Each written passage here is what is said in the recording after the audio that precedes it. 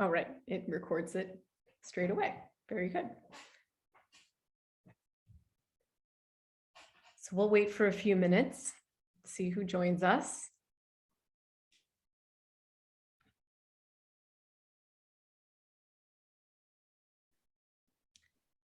Hi, everyone. Welcome. We're just waiting for a few minutes as folks join. You're not going to see yourself here. You're just going to see myself and my colleague, Tom. But we'll just wait a few minutes until everybody joins in.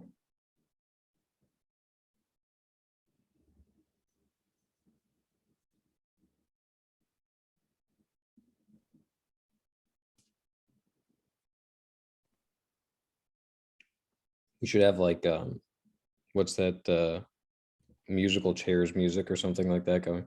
Yes, we should. I know there's nothing like silence. Yeah. You know? Welcome everyone who's just joined us. We're just waiting for a few minutes as people join us. So you won't see yourselves. And I do believe that the chat has been disabled, because if you have a question, we'd prefer that you use the Q&A, because then we can see the question and answer it that way.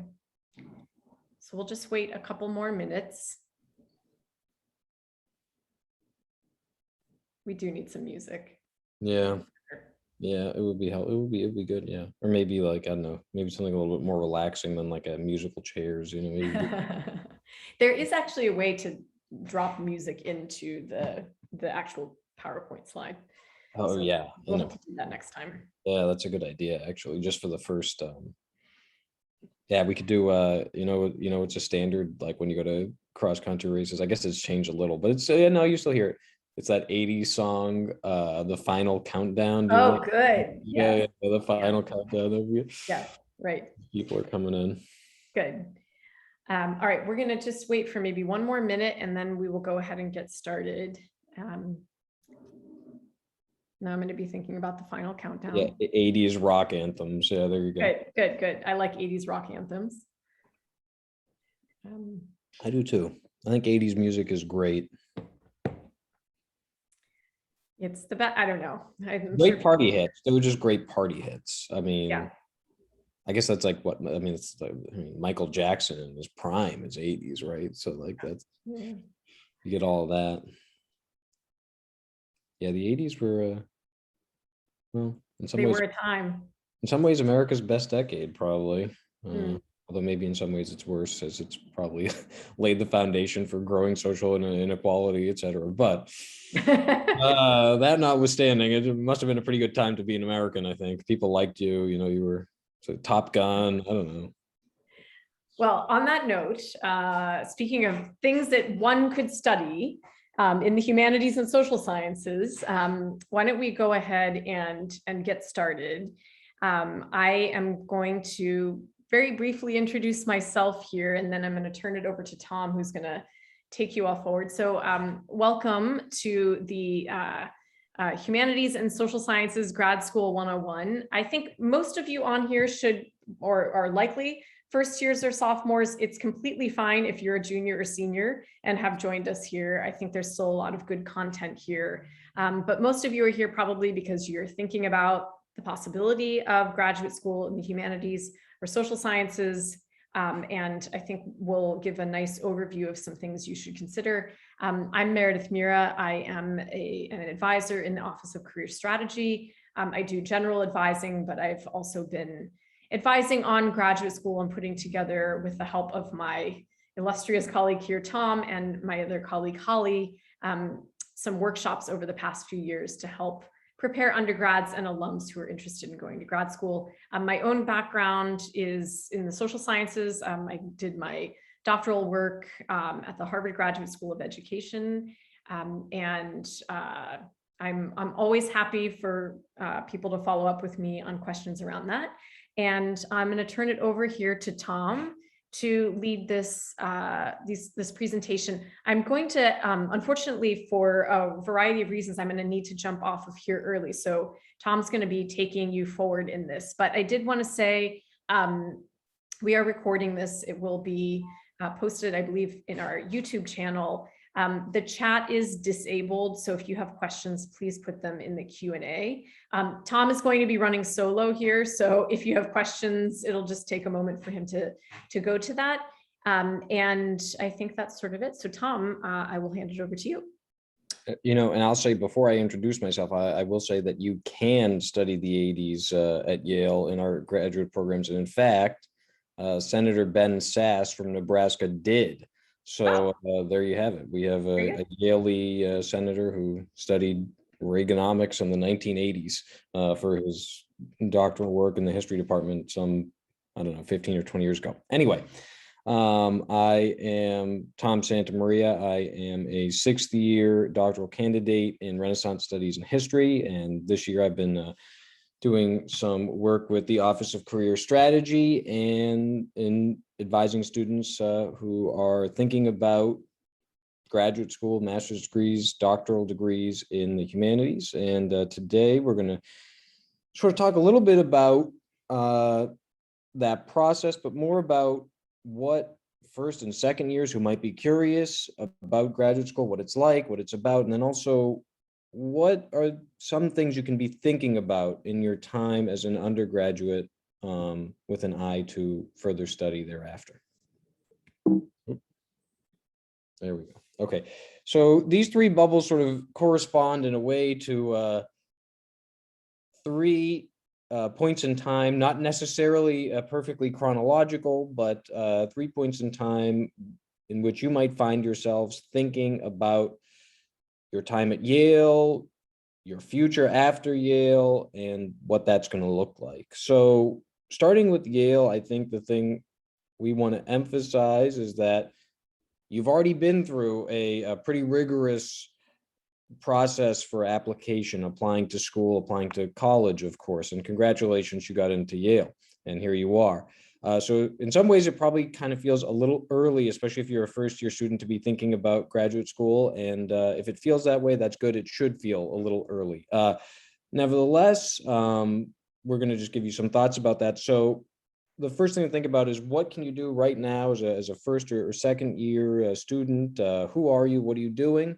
Well, realistically, right now you are thinking about classes. You're thinking about what you want to major in. And, we'll just say off the bat, and I'll reiterate this point later, whatever you do, it's all good. This is a time of exploration. It's a time, your time as an undergraduate is an adventure. It's a time for you to figure out about the world and figure out about yourself in the process. So you might be thinking about graduate school and you might be wondering really what it's about and what it takes to get there. You might have questions in your head, what is graduate school? Why do people go to graduate school and what do they do with those degrees? And then you're also thinking about setting yourself up for it in the next 4 years. What types of classes do I take? How can Yale and the resources at Yale help me achieve my educational goals moving forward? There we go. So first, let's talk a little bit about what graduate school is. I think in a lot of ways, many of us who are attracted to the idea of continuing studies are really good at school. We're used to being in school. We're used to answering questions. We're used to studying very hard, writing papers, getting it in, and it's all neat, orderly, and tidy. But the reality is that graduate school isn't about learning a lot of content like high school and preparing for AP exams or SATs. It's actually the process of the production of knowledge, and it is a messy one. I'll give you a great example. In my field, one of the things I've had to do as I've been preparing to write my dissertation, was go to the Vatican archives, which on the one hand is very exciting. On the other hand, is very daunting. You ask for a folder and out comes this big sheet, probably about this big, with about 50 or 60 different documents in it, and they aren't dated and they don't have names on them, and they're in languages that you maybe have never even seen before, and handwriting and handwriting you can't recognize, and by the way, they are very messy. They're pretty dusty and usually a little bit smelly too, to be honest with you. So it's also not a place where you're going to know everything in your field. What it is instead is an opportunity to learn about something, some question that is bugging you. You want to know the answer. You want to delve very deeply into that question. Getting a PhD, for example, will be your avenue to pursuing that question. And then finally, we highlight how it's not a rigidly defined experience. There are periods where it feels as if you're moving backwards and forwards, especially for our friends in the lab in STEM, but also in the humanities as well. It can feel like you're doing all this reading and you're doing all this writing, and somehow, at least from an emotional perspective, you feel a little stagnant. You feel like you aren't making progress. You're saying to yourself, where are my articles? Where's my book? I've been doing this for all this time. I don't have a book yet. But of course, that does come with time. And I would just add that, my advisor loves to remind me that no time reading is a wasted time. So there you go. You can take that little aphorism with you. So this is speaking of aphorisms, here's another one. The best way to find out if graduate school is good for you is to research and gain experience in your chosen field. Well, you might be asking yourself, that's easy to say, but how do you do that? Well, one of the things that you're going to be tasked with doing for sophomores, I believe this year, for first year students next year, is choosing a major. Okay. And again, I'm going to reiterate some of the things I've already said. Choosing a major,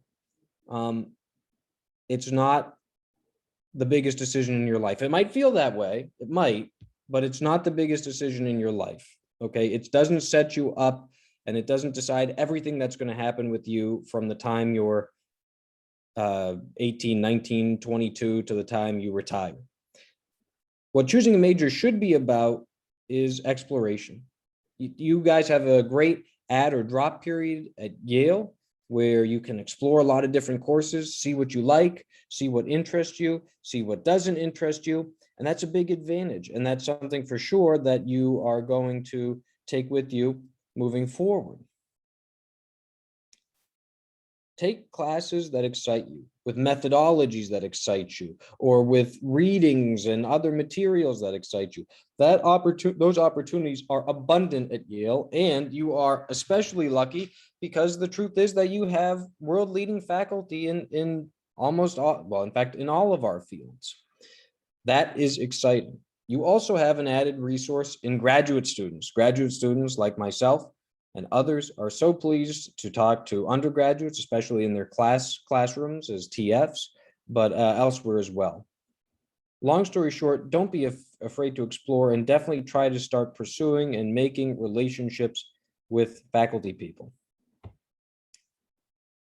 Okay, the next point here. How do I obtain research experience? Okay, we've talked a little bit about content. We talked a little bit about learning about a field. You learn about a field maybe in your coursework. How about research experience? Well, research is what master's students, and then especially what doctoral students and doctoral candidates do. Their job is to research and write about their findings, communicate their findings to others. So the most obvious route to getting research experience is through classrooms. Many times through coursework, I should say.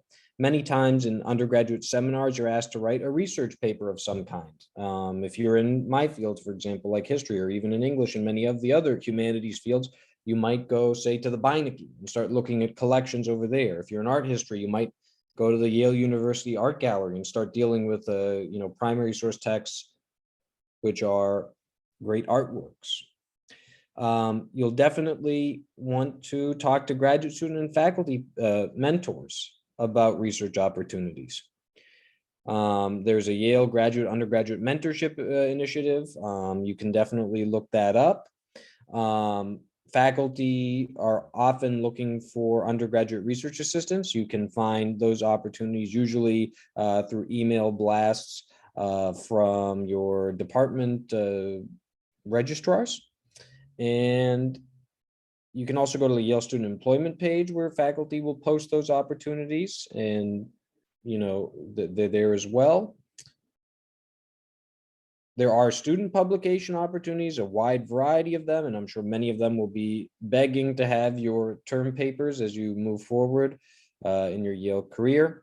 And all of this is going to help set you up for your senior thesis, which you'll have to write. And your senior thesis, of course, is a really big capstone research project where you'll, in a way, get the whole year or two to work with your faculty person on some question that you have, some intellectual question that's already nagging you. And again, it's something I've said before, but it's sort of highlighted here, is to build relationships with faculty. I know sometimes it's hard, it's a little daunting.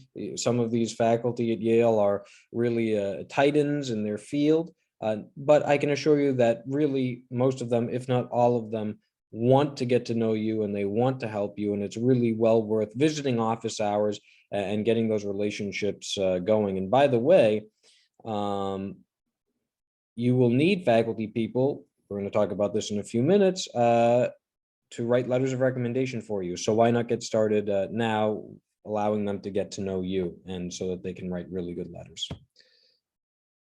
So funding for research. Well, one route to getting funding for research is the Summer Experiences Award, which actually is through the Office of Career Strategy. As it says here in bold, it provides a stipend for a range of domestic and international opportunities to Yale. College first year sophomores and juniors on financial aid are eligible. Okay, and there's the US based experience and also an international experience. Look, this is a great opportunity and very exciting for a variety of reasons. Some people do use these if they're going to take on internships, but you can also use these for funding academic research as well, and that might appeal to quite a few of you, especially as you are beginning to prepare for your senior thesis, for example. You can also check out these wide variety of funding sources here through Yale College, funding.yale.edu. By the way, graduate students use this funding.yale.edu as well. There are a ton of different places to look for research funding. For example, there's the European Studies Council, which will fund research. I believe they will also fund undergraduate language study. So it's definitely a great place to look for that. There are also Dean's Research Fellowships in the Humanities and Social Sciences. And then there's the Mellon, Mays, and Boucher Undergraduate Fellowships Program, which is open to minority students who plan to pursue PhDs and become academics. And it's a program where you can apply in your sophomore year, and it runs through your junior and senior years. We were just speaking with those students Friday, in fact, about opportunities in fellowships and also for applying to graduate school. And they will give funding for 2 summers of research there as well. Okay, another great thing to do, make an appointment with OCS or fellowships to discuss funding options. And, what I would say too is that, we see all types of questions in advising appointments, people who are really drilling down on an application, looking to perfect a personal statement and things like that. But we also see people who say, hey, they're just sort of trying to discern, and they're saying, hey, is this right for me? I'm interested in this or this. What do you think? Is this something that would be good for me, graduate school? So, by all means, you can visit with us to talk about graduate school in general, and then certainly also for funding options. And the fellowships office would definitely have a lot of wonderful ideas about winning prestigious fellowships to fund research or other initiatives as well. Okay, now, what are the things that you can do as an undergraduate that make you a really good candidate for doctoral programs? Doctoral programs are highly competitive. We know this. and what makes you stand out? Well, a high GPA is certainly a way to demonstrate exceptional candidacy, but there's more to it than that. Obviously, you want to take challenging coursework. You want to show that you have some interest in your coursework, which your transcript will show, depending on what sort of courses you select and what kind of things you engage with in those courses. And then here's an important point that we always highlight very carefully. At the time it comes to apply, there's going to be two really big components to your application: the personal statement and recommendation letters. And together, those documents will provide a narrative for the graduate school committees looking to take on graduate students about who you are and what you're interested in, and more importantly, if you're a good fit for whatever program it is you're applying to. Fit is really important in personal statement. Absolutely. You talk about who you are, your passions, your qualifications. It's kind of like an intellectual autobiography. You explain a little bit about who you are and who you want to be. And you also give some sense of how the universities you're applying to can help you do that. It's a question of fit. And I always tell this story, we had a really exceptional candidate a few years ago in the history department who had a very interesting project about, had great grades and a great GRE score and shining recommendations and a beautiful personal statement and this great, wonderful, savvy idea. There was sort of an economic history project about tulips in the Netherlands. As you know, there was this big, you may not know, but you might remember from AP European history in high school that there was this big collapse in the Dutch market over tulips. And there was this great project, but unfortunately, this person was not offered a position because the department just felt like they couldn't support the applicant adequately enough because they didn't have people who were really expert in that area. So then recommendation letters, again, what I would say is make those connections with faculty. Of course, your recommendation letters don't necessarily all need to be from faculty, but it's really wonderful if you can get some faculty to talk about you as a student and your interests and how you've pursued those interests in your time as an undergraduate. And then here too, it shouldn't surprise you by now, but we come back to this point over and over again. Are you passionate about your research? Graduate school is a big commitment. It's a big commitment of time. In fact, I remember when I was getting my master's degree before I started doctoral studies, one of my professors was a Yale PhD. She'd gotten her PhD in history. And I remember she was talking about her experience in graduate school and said, oh, graduate school. You wake up, you go to the library, you stay until midnight. And then she looked at us and she said, what a way to spend your youth. In some ways, it was a little bit haunting. Enjoy this time in graduate school. It's an extremely exciting time, but a lot of this is going to come down to doing the proper discernment as an undergraduate right now. Is this something I'm really interested in? Is this something I'm motivated to do? So, you get your humanities or social science graduate degree, master's, doctorate possibly. What can you do now? Well, the reality is it doesn't really close any doors to you. Okay, you can do many different things. You can even go the traditional route that many of your Yale classmates will take, and you can get right into consulting. In fact, we have a student who just finished her degree in history and Renaissance studies, and she's working for a hedge fund now. So it doesn't really close any doors, okay? At the same time, there are certain doors it does open. Traditionally speaking, getting a doctorate, of course, opens the door to the professoriate and tenure track teaching at a major R1 university. But nevertheless, we would definitely want to underscore and highlight the ways in which you can have or pursue other opportunities after getting certainly a master's degree and even also a PhD in the humanities or social sciences. Art historians and librarians might want to work in museums. Publishing houses are always looking for editors, especially editors with expertise in certain fields. There's government, research, policy, and especially for those folks in the social sciences, but also in the humanities as well. And there's definitely just a lot of opportunities in academia, or what they call alternative academia writ large, working in administration, working in writing centers, maybe for folks who specialize in composition and English. And there are other opportunities beside. I'm just going to check really quick and see if we have any questions in the Q&A. There are no open questions right now, which is good. And I'm going to close this. Okay, so let's think about then some tips for success. The first here, it won't surprise you, we've said it sort of over and over again, take courses that excite you, okay? I can't stress this enough.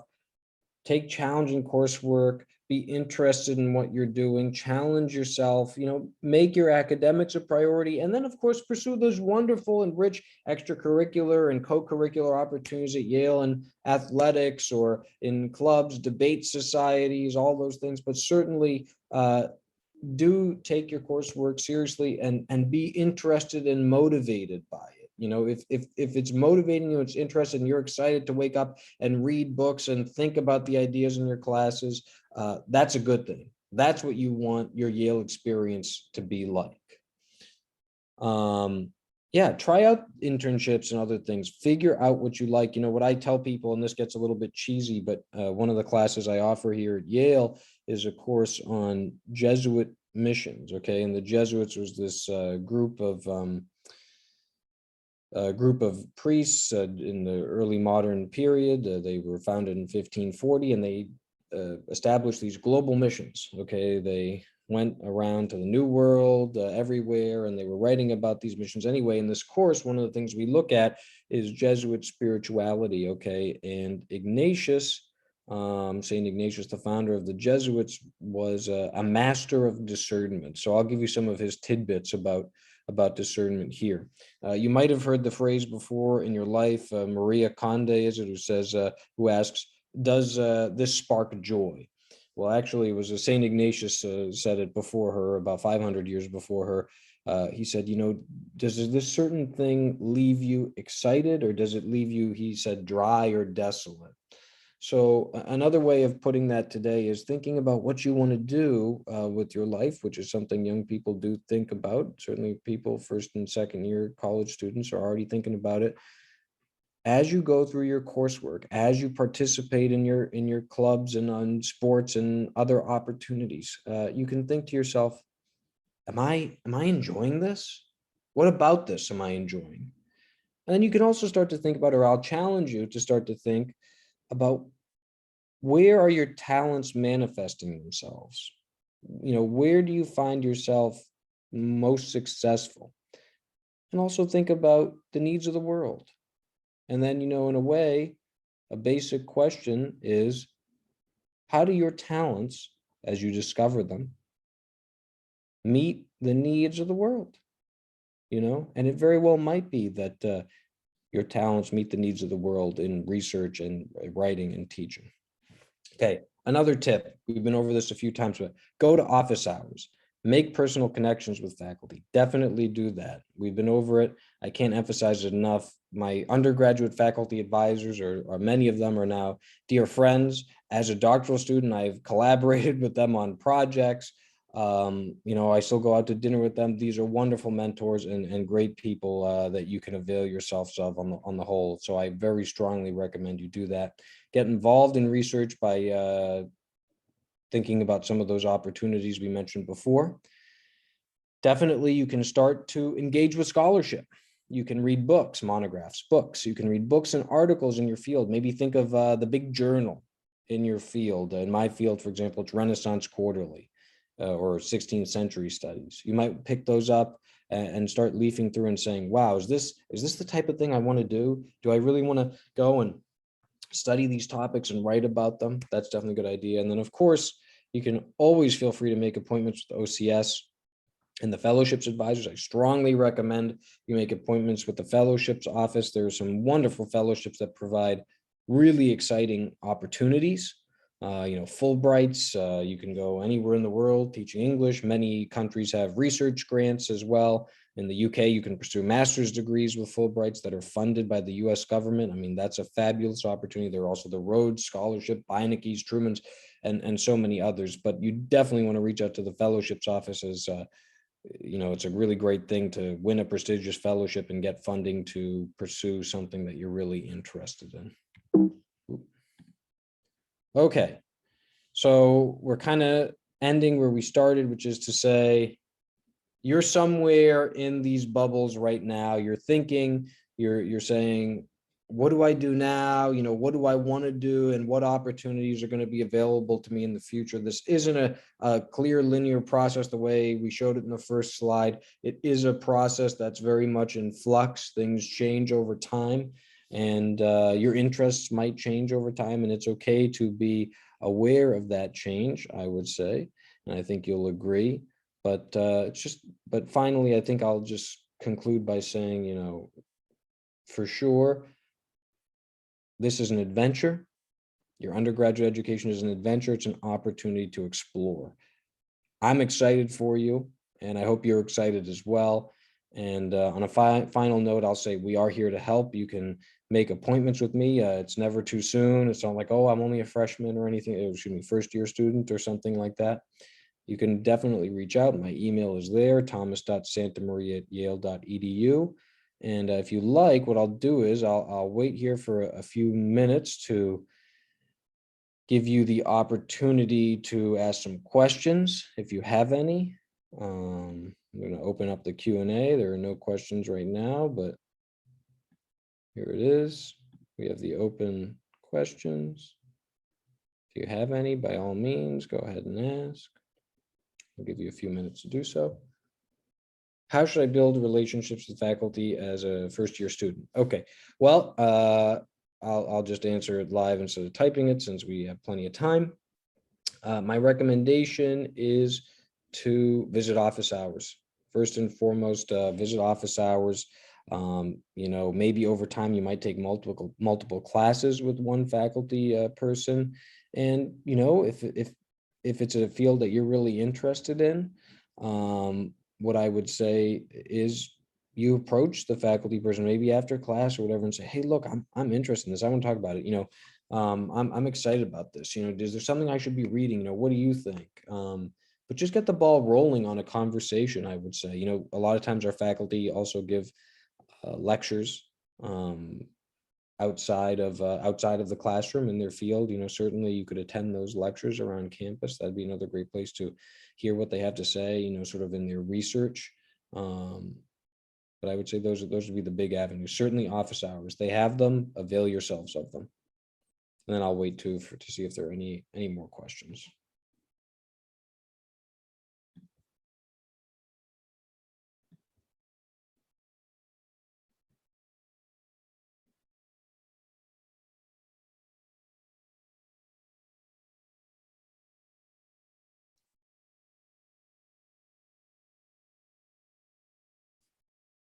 I'll give about 1 or 2 more minutes for questions, see if we get any.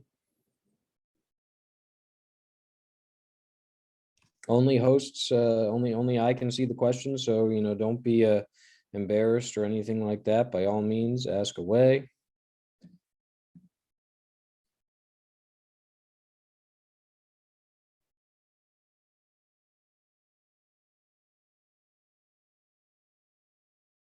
So we have a question, and the question is, how do application officers of grad schools judge whether the courses you're taking are challenging or not? Well, I mean, they might not necessarily be able to tell right off the bat, but usually, the way courses work is there's some kind of numbering system, but honestly, usually by titles, they'll be able to know. When we say challenging, we mean to say that you're getting deep in your field. All your courses present some challenges, of course. Introductory courses are usually called, introduction is usually somewhere in the title. More advanced courses usually will be called seminars or something like that. A lot of it will be based on the title, and then probably the course number will be some indication to the application officers of grad schools about what courses you're taking. And then too, I mean, in your personal statements, you'll also be able to speak to your coursework. And certainly you would probably want to speak to seminar opportunities you've had and, you know, what you've been able to achieve in those seminars. I hope that answers the question.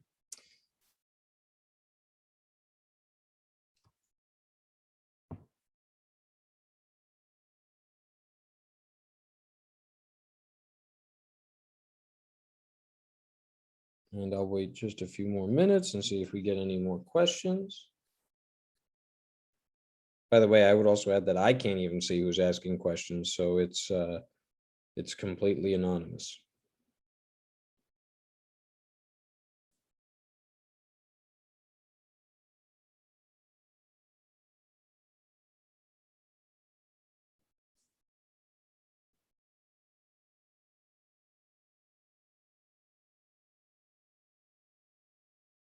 I'll give one more minute for questions, see if anyone asks any questions.